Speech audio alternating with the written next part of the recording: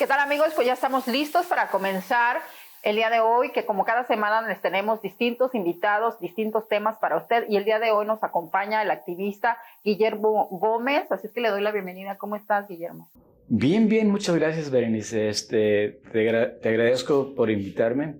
Creo que tu programa está documentando la historia oral que no muchos en el estado o en la ciudad de Chicago lo están haciendo. Entonces yo creo que los temas que tocas están estableciendo esa historia de todos nosotros que vivimos aquí en Chicago y en el estado de Illinois.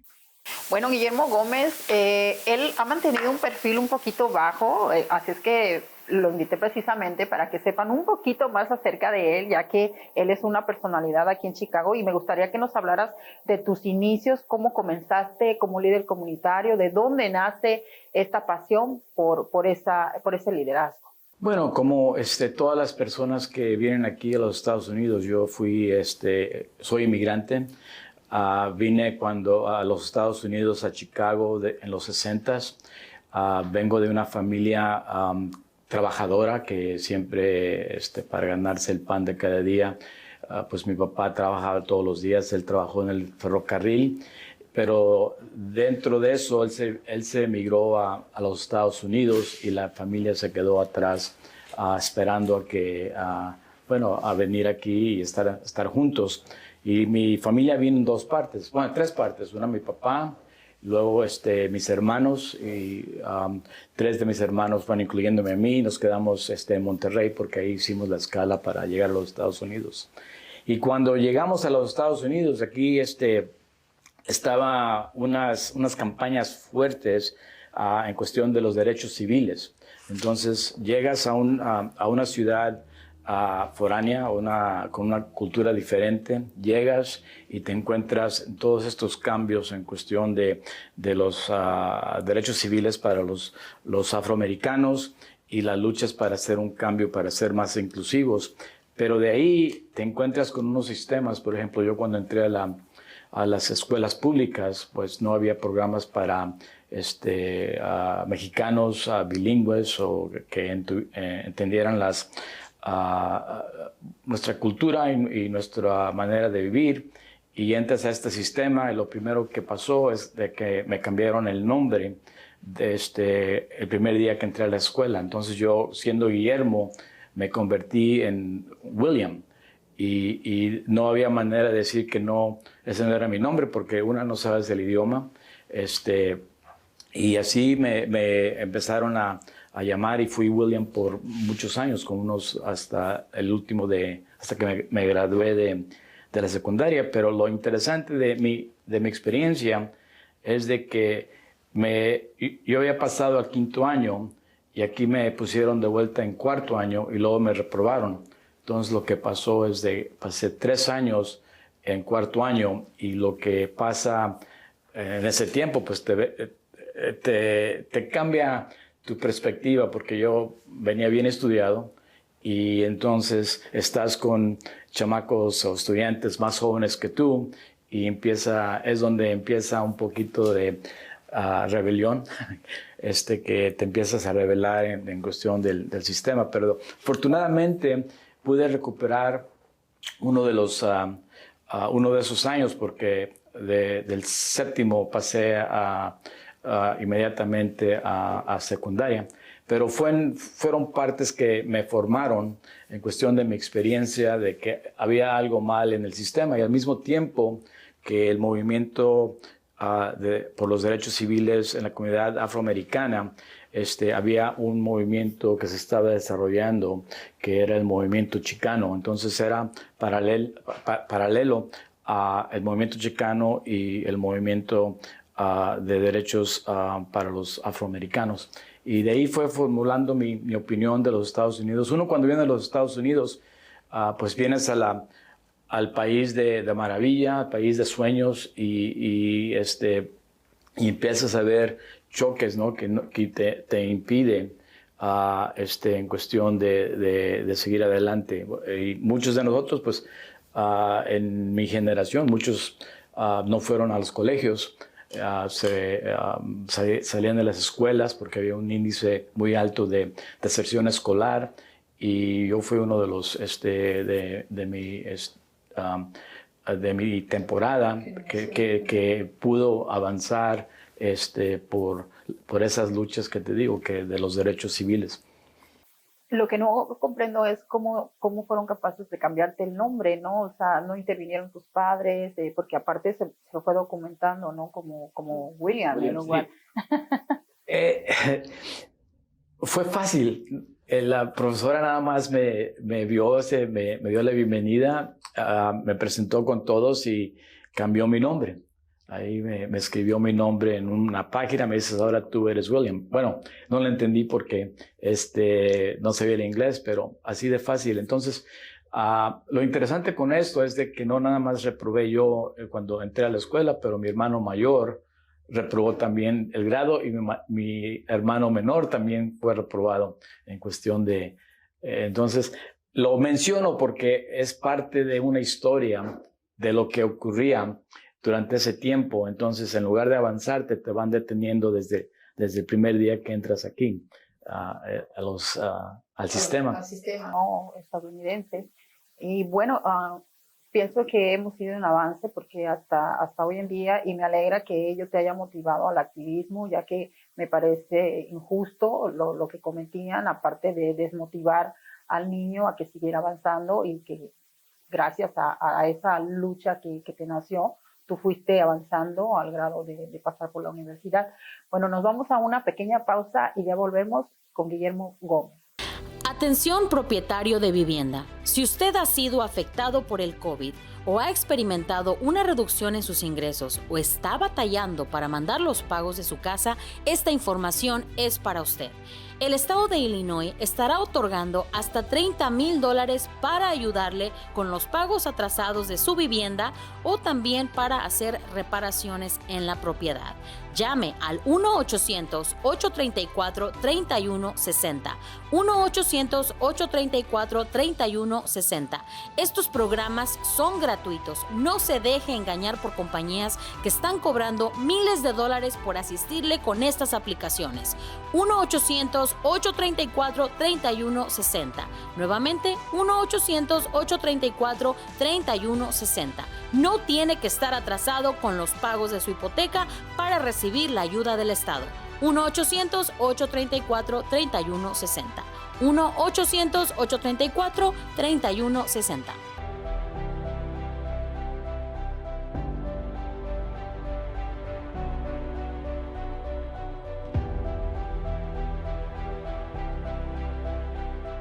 Taxi Azul te ofrece un servicio de calidad, comodidad y sobre todo a tiempo.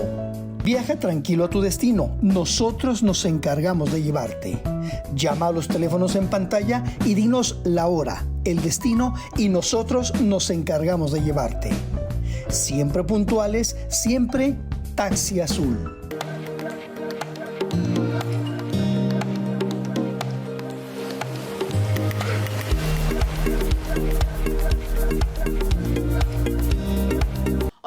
Bienvenidos una vez más a su espacio Sexualidad y Confianza en tu programa Las Sufragistas. Al momento de la conquista, una de las principales creencias limitantes que llega a nuestra mente son las inseguridades. Y estas vienen disfrazadas de seda, ¿sí? Cuando nos muestran los estereotipos de belleza, los cánones y los estándares de los cuerpos perfectos, cuando realmente somos perfectamente imperfectos. Acéptate y ámate tal cual eres, con esos kilitos de más, con esas debilidades, con esos defectos que tienes, que al final te hacen ser único e irrepetible, porque no existen dos personas iguales. Comienza tu proceso de transformación, y eso solo lo puedes hacer tú en tu vida. Reiníciate y renuévate. Saca todo lo viejo que hay en ti y comienza a atraer cosas positivas. Es decir, intenta por lo menos todos los días decirte frases lindas. Decirte, yo soy inteligente, decirte, yo soy amor, yo soy bondad, y esos yo soy que tú tengas que te van a ayudar a empoderarte y a entender que tienes un gran potencial en tu vida para entregarle al mundo, para entregarle a las personas, a tus amigos, a tu familia, a tu relación de pareja y a ti. Hay que entender que en la medida que nosotros internamente estemos bien, vamos a poder aportarle a nuestra mejor empresa, que es nuestra relación, cosas positivas. ¿Por qué? Porque vamos a entender que no tenemos que depender de otra persona para ser felices, que nuestra aceptación no depende de otros, sino de todo lo que está en nuestra mente y en nuestro corazón. Hay que recordar también que el ser humano, todo lo que hace no lo recuerda, pero sí cómo se siente. Así que tú decides si vas a guardar en tu corazón, en sentido simbólico, todos esos momentos felices. ¿Qué tal, amigos? Pues continuamos con la entrevista con el activista Guillermo Gómez, que nos está hablando de cómo fueron sus inicios, cuál fue la causa principal, de dónde le nació esa pasión por ser un líder comunitario y claro que es una buena causa por esas injusticias que se ha cometido en el sistema de las escuelas de aquí de los Estados Unidos y que aún se siguen cometiendo. Pero me gustaría, antes de que entráramos a ese tema, me gustaría que nos hablaras un poquito acerca de todas esas luchas en las que has estado envuelto. Bueno, básicamente, en mi vida, cuando yo estaba formando mis ideas y a qué dirección iba, pues existió la lucha por los derechos civiles, como mencioné, y luego durante ese tiempo había la lucha en contra de la guerra de Vietnam. Entonces, yo le entré a ese tipo de activismo para que la guerra, que sacaran a los soldados de Vietnam. Y de ahí pues, era un activismo que te empezó a abrir los ojos, ¿no? En cuestión de las injusticias de este país, porque, como te digo, uno piensa que en los Estados Unidos vienes a ese sueño para mejorar y sí hay éxitos, pero es una lucha. Y de ahí empecé a envolverme también en cuestión de las luchas de los mexicanos, porque estás aquí en el país y en un país que no es tuyo, o según piensas que no es tuyo, y no sabes para dónde irte. Yo me empecé a identificar con las luchas chicanas, con las luchas de César Chávez cuando él lanzó las luchas en contra, las huelgas en contra de las uvas y por los derechos de los trabajadores del campo. Y de ahí empiezas a darte cuenta de las injusticias que están ocurriendo. Y al mismo tiempo, yo empecé a ir a estudiar lo que eran estudios indígenas de este país y te das cuenta cómo se desarrolló este país, que no fue una cuestión de que vinieron los europeos y hicieron la vida fácil para todos, no, ellos vinieron aquí a colonizar y en consecuencia mataron a muchos de los indígenas y las naciones que existían aquí. Parte de esos indígenas fueron porción mexicanos, porque todo el suroeste también era de México. Entonces, cuando te empiezas a dar cuenta de qué pasó en cuestión de la invasión que hubo de los europeos, te das cuenta cómo quedamos nosotros colonizados y cómo empezó a cambiar nuestros idiomas. Y de ahí le entré, tuve fortuna de cuando empecé a estudiar en un colegio comunitario, de juntarme con personas que me empezaron a guiar y de ahí le entré a la Universidad de Wisconsin, donde aprendí bastante de estudiantes que venían de California, de Colorado, de Texas, de Nuevo México, y estos estudiantes sí estaban ya muy envueltos en el movimiento chicano, y el movimiento chicano en realidad te da una identidad, porque si estás aquí no eres mexicano porque ya estás acá, y tampoco eres americano y tratas de buscar tu identidad. Y el movimiento chicano es lo que para mí me dio la identidad que yo andaba buscando, que era una persona que que me identificaba con las luchas de este país y toda la historia que tenemos, porque no nada más es historia de ser inmigrantes, pero que hay una historia que mexicanos pasaron por un proceso donde sus tierras se las quitaron y se perdieron durante la guerra de México, México-americana, ¿no? La guerra de 1848. Y de ahí es donde surge todo este racismo en contra de nosotros, que todavía nos sigue siguiendo y nos cierra las puertas para no estar en un nivel de tener las mejores educación o trabajos o posiciones para hacer que sean claves y que nos ayuden a desarrollar una vida económica para nuestras familias. ¿Y qué se está haciendo hoy en día, tú como líder comunitario, que fuiste también parte del liderazgo de padres de familia, para que hubiese ese cambio, esa transición a los derechos de la siguiente generación nuestra, ¿no? Como hispanos? Bueno, hay dos cosas, mira. Una, la representación política. Bueno, hay una cosa antes de eso. Es de que debemos de hacernos ciudadanos, los que somos, emigramos de otros países. Vamos a decir ahora, como los mexicanos que vienen aquí, hay una buena razón por hacerse ciudadanos y hay una buena razón para empezar a votar. Yo lo vi desde los 80, yo estuve en las luchas para hacer cambios políticos y tener representación que representara a nuestras comunidades. Y quería decir eso porque son lo que se ha visto en esos cambios. Me preguntaste, ¿no? ¿Qué es lo que debemos de hacer? Pues yo creo que es importante esa participación para que tener representantes que reflejen las necesidades de los latinos, de los mexicoamericanos, de los chicanos latinos.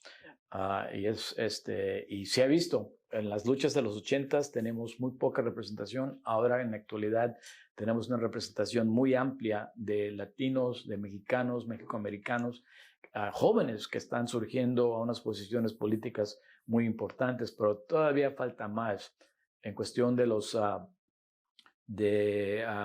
cambios comunitarios. Pues yo pienso, yo estuve envuelto en luchas para hacer cambios dentro de las escuelas públicas, pero lo hice bajo el tema de obesidad infantil. Entonces, ¿qué tiene que ver obesidad infantil con las escuelas públicas? Pues es muy importante porque si los hijos, los niños, los estudiantes que no comen bien o tienen un tipo de obesidad, no pueden aprender tanto porque se van enfermando desde muy temprano, y entonces eso nos detiene en cuestión de tener una buena educación y nos detiene en avanzar en cuestión de tener buena salud durante nuestra vida. No, y aparte que esa reforma sí se logró a través de Michelle Obama cuando estuvo el presidente.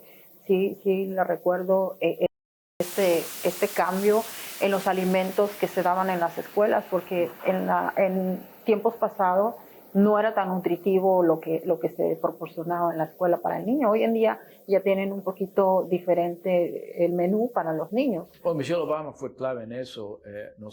El trabajo que desarrollé, fue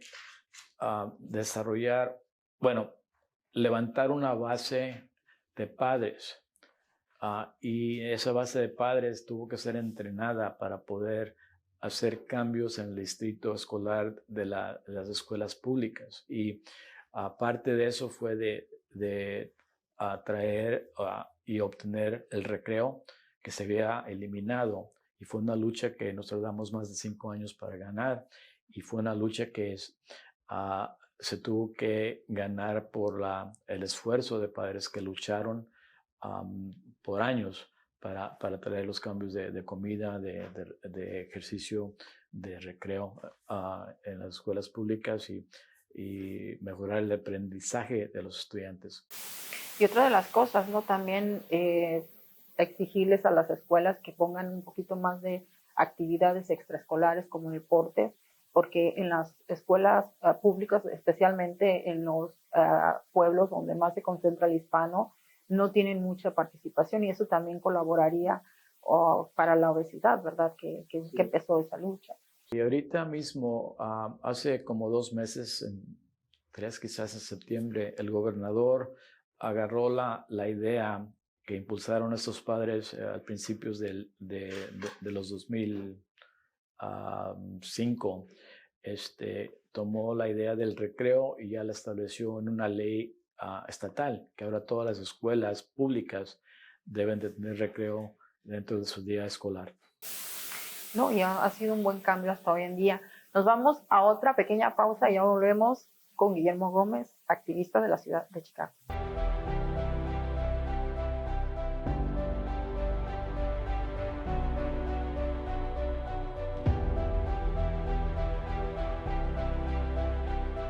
Taxi Azul te ofrece un servicio de calidad, comodidad y sobre todo a tiempo.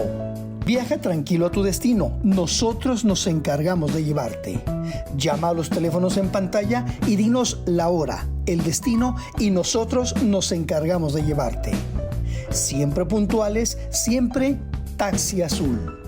Atención propietario de vivienda. Si usted ha sido afectado por el COVID o ha experimentado una reducción en sus ingresos o está batallando para mandar los pagos de su casa, esta información es para usted. El estado de Illinois estará otorgando hasta $30,000 para ayudarle con los pagos atrasados de su vivienda o también para hacer reparaciones en la propiedad. Llame al 1-800-834-3160. 1-800-834-3160. Estos programas son gratuitos. No se deje engañar por compañías que están cobrando miles de dólares por asistirle con estas aplicaciones. 1-800-834-3160. Nuevamente, 1-800-834-3160. No tiene que estar atrasado con los pagos de su hipoteca para recibir la ayuda del Estado. 1-800-834-3160. 1-800-834-3160.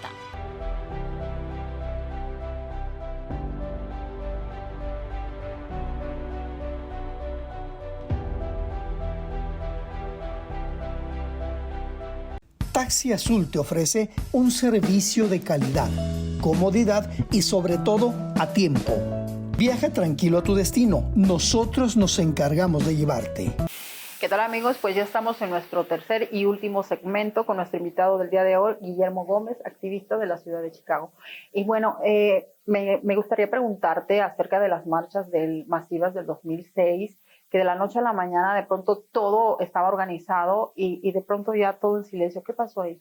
Bueno, primeramente quiero mencionar de que las marchas desde el 2006 fueron muy importantes y muchas veces no tocamos el impacto que tuvo, porque como mencionaste, de un día para otro se desaparecieron, pero eso no quiere decir que no tuvieron impacto. Primeramente, en el 2006 se estaba proponiendo una pieza de legislación, Sensenbrenner, donde iba a categorizar a todas las personas que conocieran a algún indocumentado como una persona criminal que le estaba ayudando según como ellos lo manejan, a ilegales criminales. Entonces era muy preocupante porque en ese entonces, pues, si yo conocía a alguien sin papeles, pues yo también me convertía en criminal. Y se luchó en contra de eso, empezaron las reuniones ahí en el área de Pilsen, que es ha sido el centro activista por más de 50 años.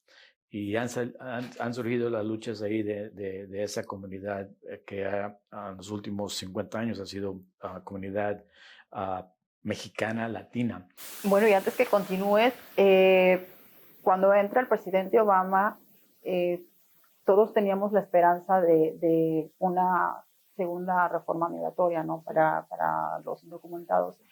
pero resulta que es donde más gente deportada hay. O sea, ¿cómo se puede creer entonces fue en una un cambio? contradicción, porque el error de Obama es de que él trató de incorporar a personas más moderadas, a personas con tendencias republicanas, y él trató de incorporarlos. Y eso falló, porque desde ese entonces empezó a surgir la lucha derechista con lo que se le llamaba el Tea Party, que después se convirtió ahora en las elecciones de Trump en el 2016. Pero falló Obama porque que había más exportaciones, y en lugar de proponer una amnistía o papeles para todos, él propuso nada más darle la oportunidad a los hijos. Pero ¿qué pasa con los papás? Entonces, y la otra parte que voy a decir que es clave es de que el Partido Demócrata incorporó el movimiento de inmigrantes y lo empezó a controlar, ya no fue independiente. Y es por eso que las marchas ya no surgieron, porque había la esperanza, todos se volvieron demócratas, y ahí quedamos. Todavía estamos estancados más de 12, 13 años en cuestión de cuando fue elegido Barack Obama. Pero tenemos que presionar, y es donde entra el voto. Tenemos que presionar a que exista ese cambio. Ahorita todavía hay un poquito de oportunidad de hacerlo, pero si no pasa este año, no va a pasar por muchos años más, o quizás no pase, porque hay una lucha política al nivel nacional en cuestión de republicanos y demócratas, y ahí está el racismo en medio de todo eso. Sí, es conveniente para el gobierno, ¿no?, hacer esa división para no lograr el avance.